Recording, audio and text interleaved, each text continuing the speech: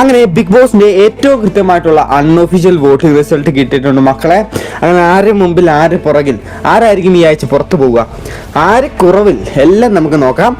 അപ്പോൾ നിങ്ങൾ ആദ്യമായിട്ടാണ് ഈ ചാനൽ കാണുന്നത് മറക്കാറില്ല, ലൈക്ക് അടിക്കുക, ഷെയർ ചെയ്യുക, സബ്സ്ക്രൈബ് ചെയ്യുക, പിന്നെ ഹൈപ്പ് എന്ന് പറഞ്ഞ ബട്ടൺ അടിച്ച് പൊളിക്കുക കേട്ടോ.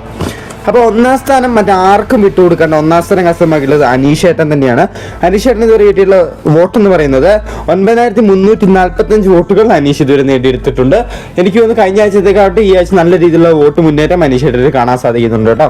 അങ്ങനെ രണ്ടാം സ്ഥാനം കരസ്ഥമാക്കിയിട്ടുള്ളത് അനുമോളാണ്. അനുമോൾക്ക് ഇതുവരെ കിട്ടിയിട്ടുള്ള വോട്ട് എന്ന് പറയുന്നത് 7121 വോട്ടുകൾ അനുമോൾ കിട്ടിയിട്ടുണ്ട്.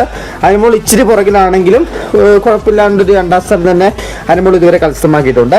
അങ്ങനെ മൂന്നാം സ്ഥാനത്തോട്ട് എത്തുന്നത് ഷാനവാസാണ്.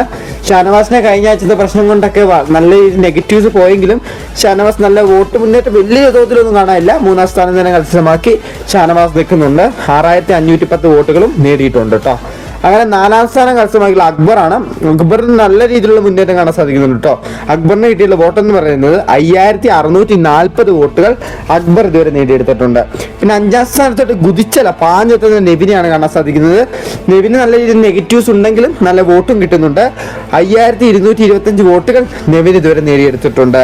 ആറാം സ്ഥാനത്തോട്ട് പിന്തള്ളപ്പെട്ട ആദിലയാണ്. ആദിലയ്ക്ക് ഇതുവരെ കിട്ടിയിട്ടുള്ള വോട്ട് എന്ന് പറയുന്നത് 4520 വോട്ടുകൾ മാത്രമേ ആദിലയ്ക്ക് ഇതുവരെ നേടിയെടുക്കാൻ പറ്റിയിട്ടുള്ളൂ. അങ്ങനെ ഏഴാം സ്ഥാനത്തേക്ക് സാബുമാനാണ്. സാബുമാൻ ഇതുവരെ കിട്ടിയുള്ള വോട്ട് എന്ന് പറയുന്നത് 3989 വോട്ടുകൾ സാബുമാൻ ഇതുവരെ നേടിയെടുത്തിട്ടുള്ളൂ കേട്ടോ. വളരെ കുറവ് വോട്ടുകളാണ് സാബുമാൻ ഈ സമയത്ത് കിട്ടിക്കൊണ്ടിരിക്കുന്നത്. നമുക്ക് നോക്കാം, നല്ല ടൈറ്റ് ആയിട്ടുള്ള അല്ലെങ്കിൽ നല്ല ഡിസേർവിംഗ് ആയിട്ടുള്ള മത്സരത്തിൽ മാത്രം വോട്ട് ചെയ്യുക.